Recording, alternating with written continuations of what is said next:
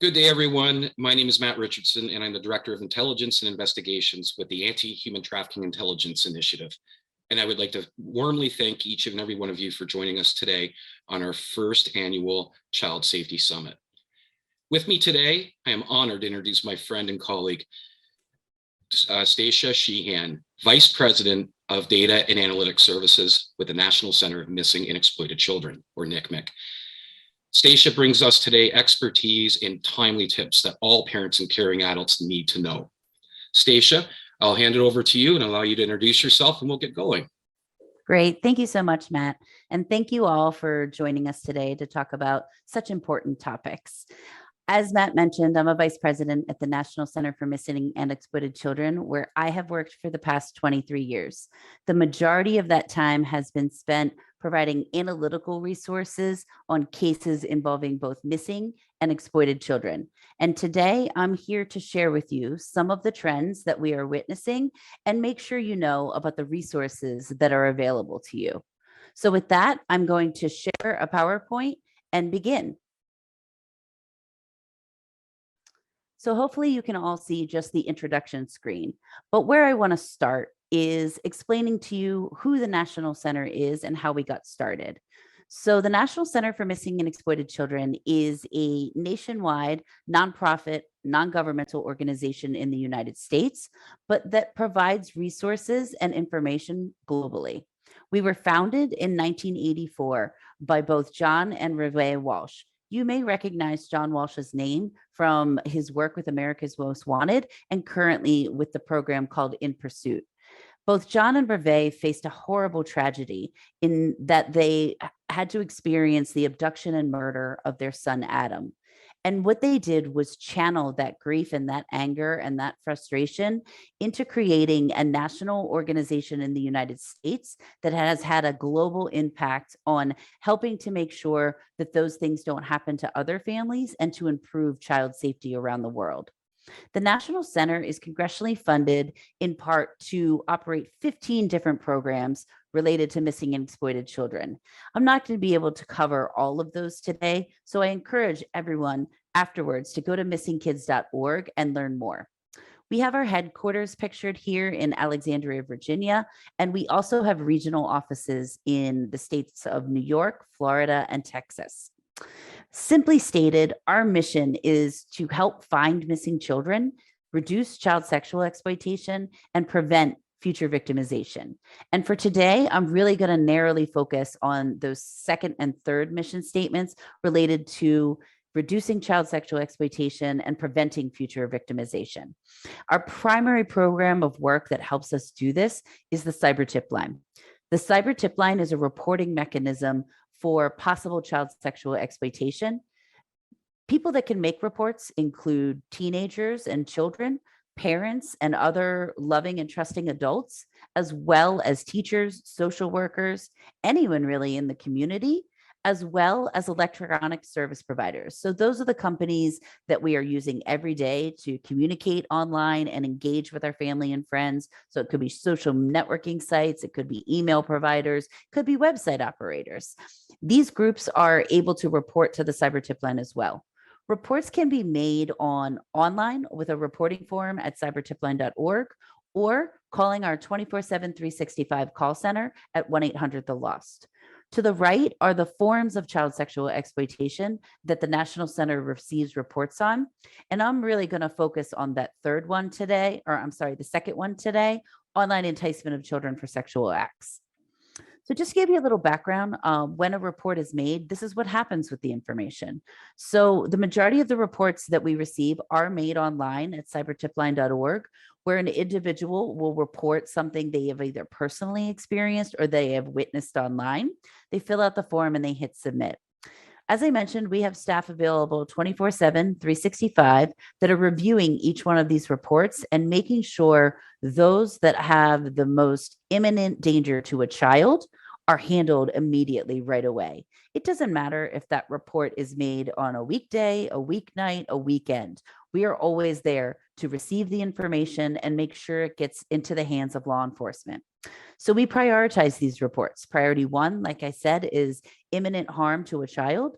Priority 2 is that a child is likely being victimized right now or in a current situation of victimization that's ongoing. Priority 3 would be it's historical, that it's happened in the past, or that we don't have enough information based on the report information to determine that risk. And finally, there's priority E's as well. These are made by electronic service providers. There's a federal law in the United States that requires them to report any images or videos or content they're aware of that could possibly depict child sexual abuse material to the cyber tip line. So it's a US based law. However, we know that the internet is global and that many of these platforms operate in many different countries. And so most of these companies have decided to report any child sexual exploitation and specifically child sexual abuse material that's occurring on their platform, no matter where in the world it's occurring. So currently, the vast majority of these reports that we're receiving do resolve internationally, making us the global reporting hotline for child sexual exploitation.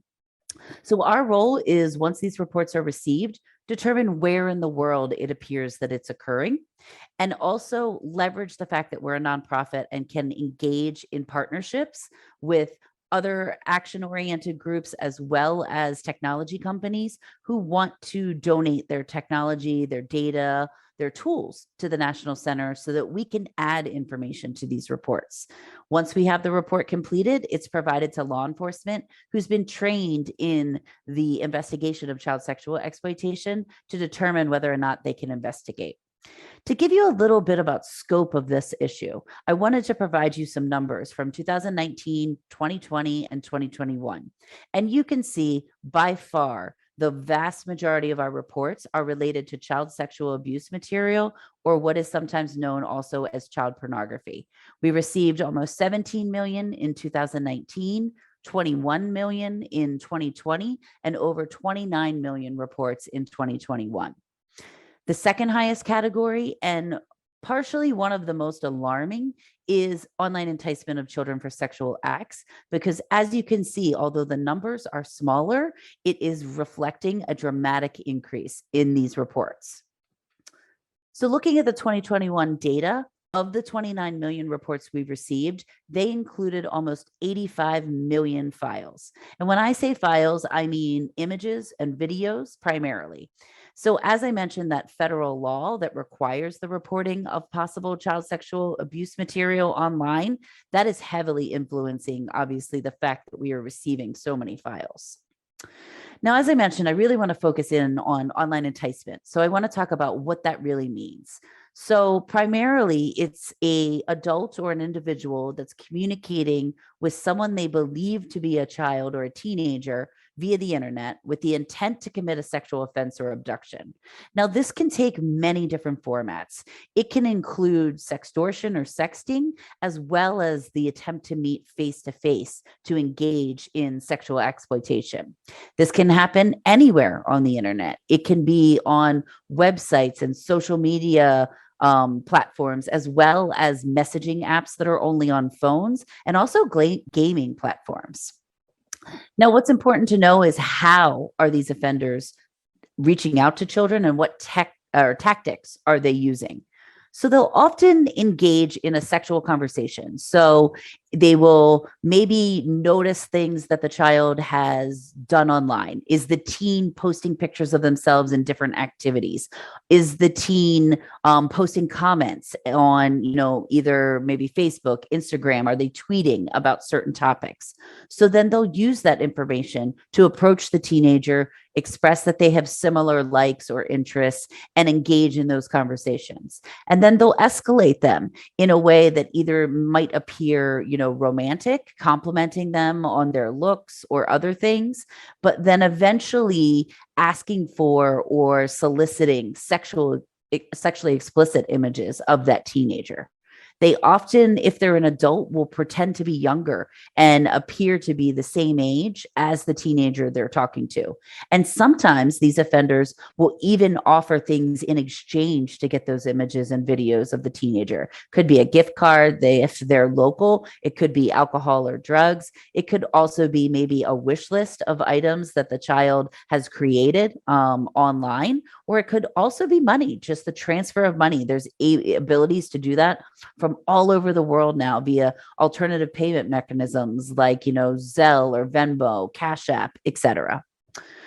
So one of the most alarming things that we've seen is that this increase has really been tied to the pandemic, where we all know everything has been harder these past, over 2 years while we're dealing with the impacts of COVID-19.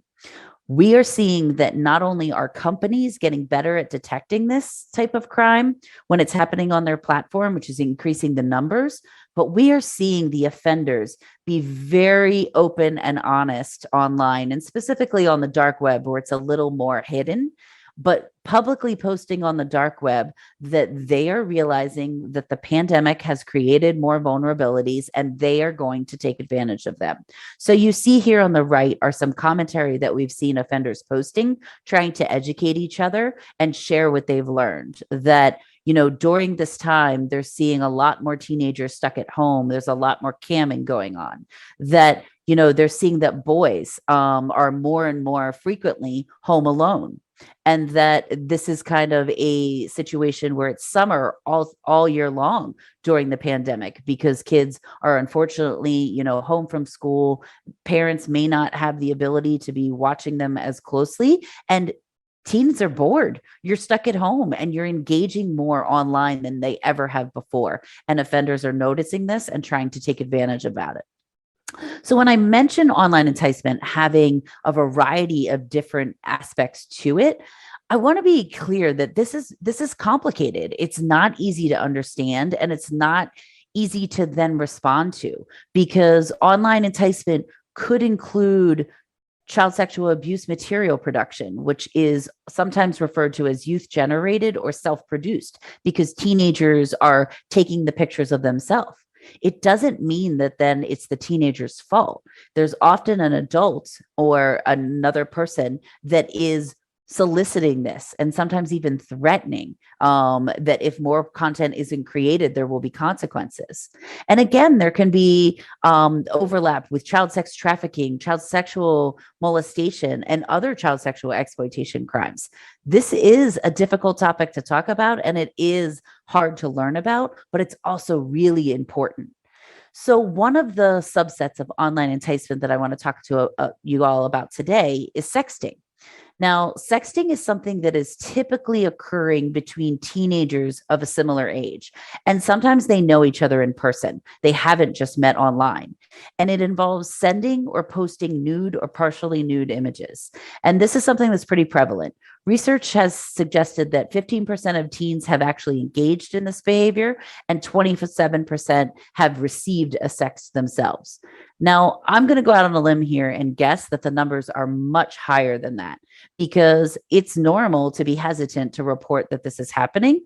Teens might be embarrassed. They don't want to talk about it with adults, and especially maybe not their parents, because they think they might get into trouble.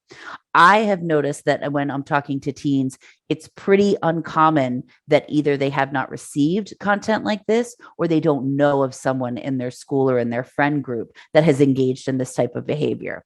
So let's talk about why it's happening. There's teenage years, they're tough, and teenagers are smart, and they feel that a sense of autonomy and that they can make decisions for themselves. They're experimenting with relationships and pushing boundaries and testing, what type of consequences occur. So it's natural that they're going to engage in some of these types of risk-taking behaviors. Sometimes people think it's funny that there's a nude image that is portrayed, and shared as a joke.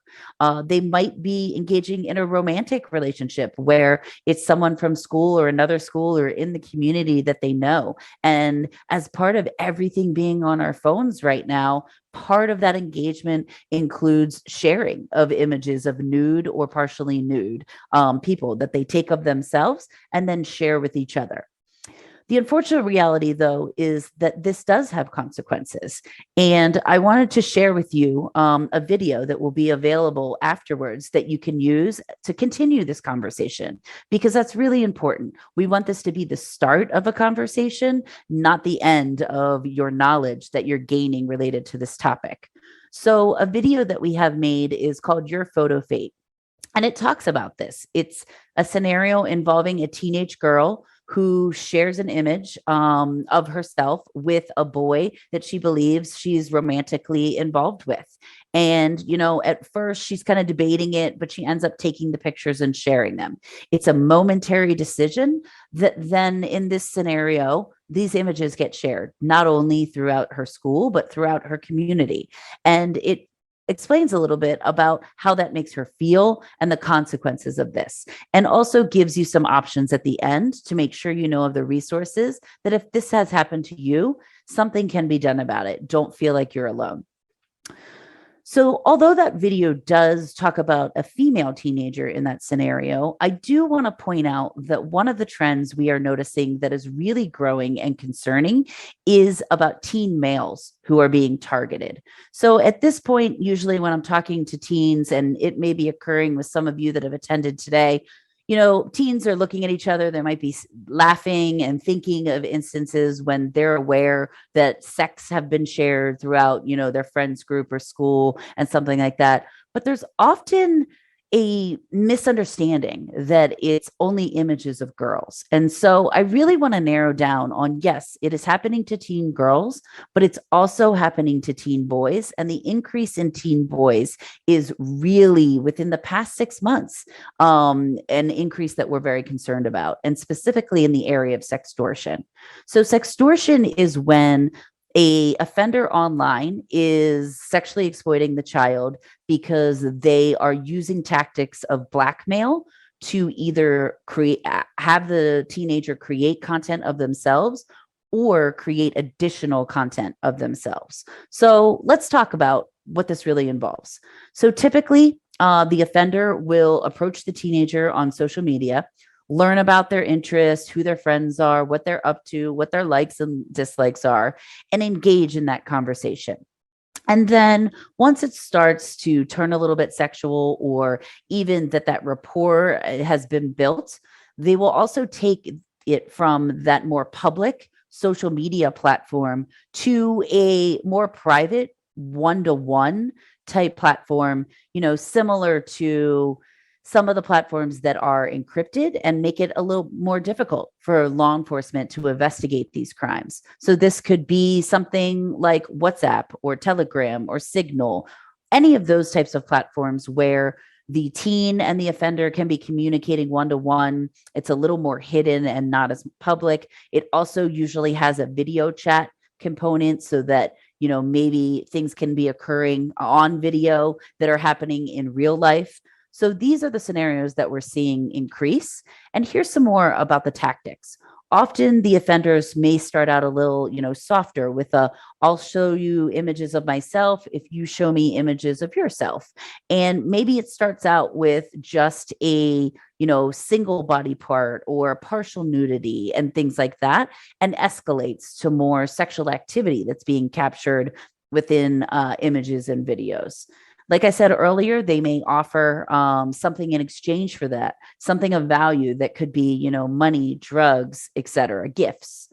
Sometimes we're seeing offenders take the tactic of, I work at a modeling agency, or I'm in the entertainment business, I promote singers, rappers, dancers, etc. And they point to all the popular people and the celebrities that we know of that are posting similar, more risque photos, maybe topless photos, maybe barely nude, photos. And as an example of how, look at them, they're famous and they're making money off of this. And some of them, are even talking about sites like OnlyFans where you can sell content and make money from it. So they're kind of using that as a way to legitimize and make it seem like this is normal. Sometimes they secretly record some of these conversations, the images, the videos, the chats that are taking place, and then they use them to extort the child for more similar content. They may be pretending to be a similar age, and they could also be using multiple accounts. So the teenage male may be getting messages from multiple teen females that want to engage with them or commenting on their looks, think that they're funny, et cetera, et cetera. Just normal things that you would want to hear with any interaction. But then it's really one adult behind all of those profiles that are using them to manipulate the teenager. And then it escalates where threats occur. And it could be, now you've engaged in this and this content is illegal because child sexual abuse material is illegal. And I'm going to report you to law enforcement if you don't send me more. Or I'm going to share this with your friends and family who I have already identified that you communicate with online, that you've told me about, et cetera, et cetera. And they escalate it. We've even seen offenders threaten to commit suicide if the child or the teen does not share content with them, being totally manipulative and preying on teenagers' abilities to want to help people. So what's important is to know that this is both males and females. So a second video that will be available to you afterwards is called Survivor Diaries, and it details two teen males that had interacted with someone online and what happened in those scenarios, as well as the benefits of telling someone about it. Because what we know is that these are uncomfortable situations and that it's hard to be that voice that says, this isn't right. And I'm going to tell my parents, I'm going to tell a teacher, I'm going to tell a coach or another family member, someone that can help me. And so it talks through that process. Now, one thing I do definitely want to remind everyone here is that teens are capable, that although this is a difficult and complicated subject to talk about, we have to talk about it because although it's not the teenager's responsibility to really, avoid these circumstances or keep themselves safe, it's the job of trusting adults to do that. Teens do have the ability to play a role, and they are receiving these solicitations directly, and they need to know that they're strong and they're powerful and they can be in control and they can say no, and that they can stop a conversation, they can report it, and that it's not something to be ashamed of. It happens. People make mistakes, and that's okay. And we want to make sure that teens know they can take an active role in this. This is an example, what you see on the screen, of a cyber tip line report that we received in which the teenager copied in the chat that they had, where the offender was saying, want to trade? And the teen was like, trade what? Like, what are you talking about? Kind of teasing, because my guess is they knew what the offender was talking about. Offender goes right for it. I'm talking about nudes, and I'll go first. The teenager responds, no, and laughs at them. And the offender still sends the photo. And what does the child do? Say, see you later, stops the conversation. You're gross. Keep your clothes on, and laughs at them. So teenagers do have the ability to take steps, and reporting is definitely one of them. And I just want you to understand that these cyber tip line reports can include someone that is sending you photos, someone that's sending your child photos or videos, as well as anyone that's trying to get your child to send them this content, anyone that's talking to a teenager in a sexual manner, as well as anyone that's trying to meet them in person. These are some of the comments that we have received when teens are making these reports to us. And I'm going to give you a second to read them while I explain that it's very concerning, because teens, when they don't feel that they can tell anyone about it, are really struggling with the consequences of these situations. And it's a burden on them, and they are stressed about it. It's a trauma.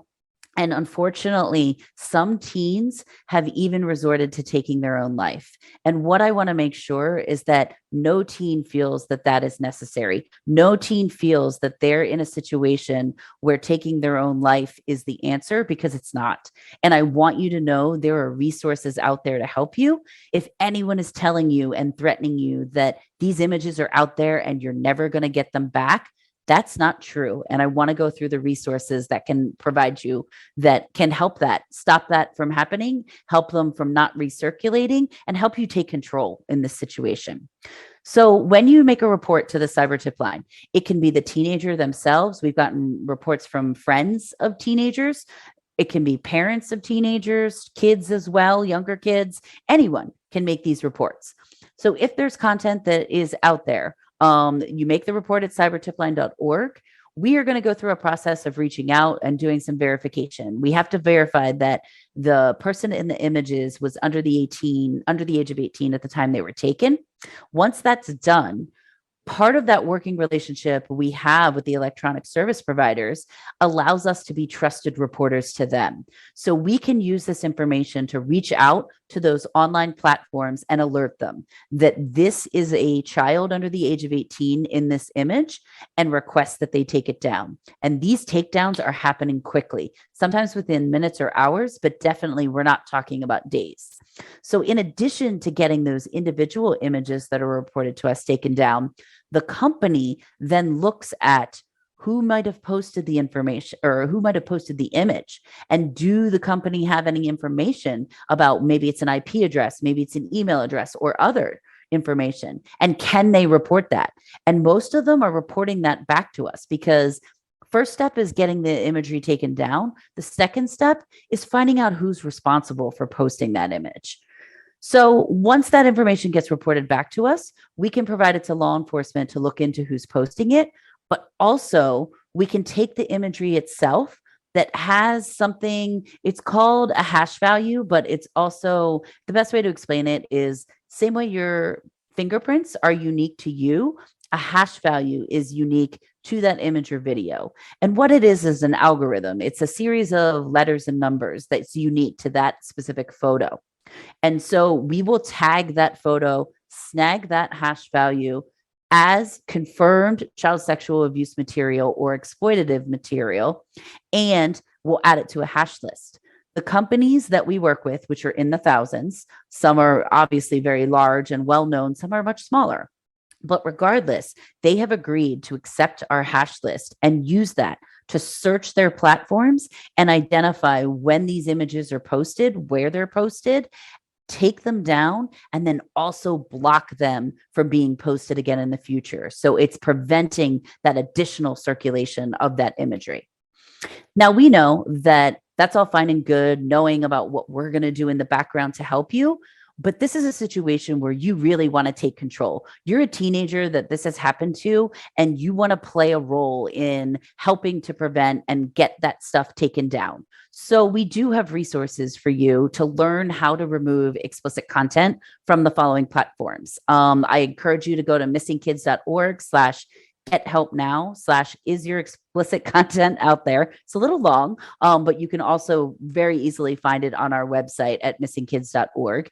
Each of these platforms has provided very specific step-by-step instructions on how you can take an active remote role in getting the content removed. And sometimes, obviously, there's more than just those very popular platforms. There's some more localized or niche platforms. So there's instructions for other sites as well, because we want to make sure that at the end of the day, you know that if this is happening to you, you're not alone. You should tell someone about it. You should take an active role in addressing what's happened. And we want you to make sure that if you need emotional support, you know there's resources out there. We know it's troubling. We know it's scary. We know it impacts you. But please don't ever think you're alone. Please don't think there's nothing you can do. And please know that the National Center for Missing and Exploited Children and many different organizations are out there to help you, because again, this is something that may happen, but it's not the end. This isn't the end of the road. This isn't going to happen forever. And we can provide you some assistance in taking control and making sure that happens. So with that, I'm going to stop sharing the presentation, and we will be available for questions. And also Matt is probably going to rejoin us as well. Yes, well, thank you very much, Stacia, for as a loving parent and a person in the field where I know a fair bit about this. I found it super encouraging and empowering. And one of my key takeaways that I learned, and I didn't know until today, frankly, was that no longer is it true that it's out there forever, no matter what we do, because that's a bleak prospect. The answer that you provide is that is not true anymore. I find that to be a rather encouraging, uplifting piece. In other words, we can make a mistake and it need not be permanent anymore. Absolutely. That is a powerful message and takeaway. Thank you kindly for that, Stacia. Absolutely. And I like to say, Stacia, how you feel about this, but I would like the parents and their teachers, caring adults, children and teens to know that as you can see here, you're not alone. Look at the resources and the helpers and the protectors that stand with you and will do anything to help you. Wow, what a wonderful presentation, Stacia. Stacia's a great example of a protector and a helper, caring, empathetic, and she has the skill and the will. So Stacia, thank you for that. We are honored again to have you today, Stacia, and to work with the National Center Missing Exploited Children on our first annual Child Safety Summit. I do encourage you to check those videos out and do use them. This is not a one-time conversation. Also, on September 24th from 11:30 to 12, Stacia and myself and other speakers will be available for live questions and answers and Q&A, and I encourage you to join us for that and stay on for that. Thank you. That is all for now. I want to thank everyone who joined us, and we'll look forward to seeing you on September 24th for our Q&A session and our amazing presentation.